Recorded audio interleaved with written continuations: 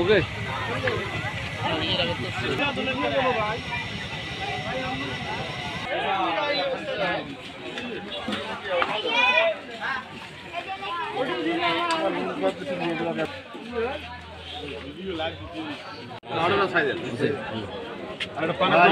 যারা যারা মাংস খাবেন খালি চাষে এসো। আমরা সকলেই ঐক্যবদ্ধ আছি।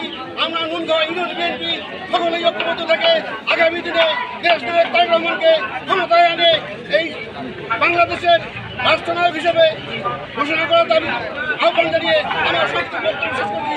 সময়ের প্রয়োজনে আমাদের দলের ভারপ্রাপ্ত চেয়ারম্যান তারেক রহমান 31 দফা ঘোষণা করেছেন। আমি নুনখাওয়া ইউনিয়ন সহ নাগেশ্বরী উপজেলা এবং কুড়িগ্রাম জেলার সর্বস্তরের জনগণের প্রতি আহ্বান জানাবো, আমাদের দেশ নায়ক তারেক রহমান যে 31 দফা ঘোষণা করেছেন, এই 31 দফা যদি বাস্তবায়ন হয়, এই বাংলাদেশ সোনায় সোহাগা হবে এবং সুন্দর একটি পরিচ্ছন্ন রাষ্ট্রে পরিণত হবে।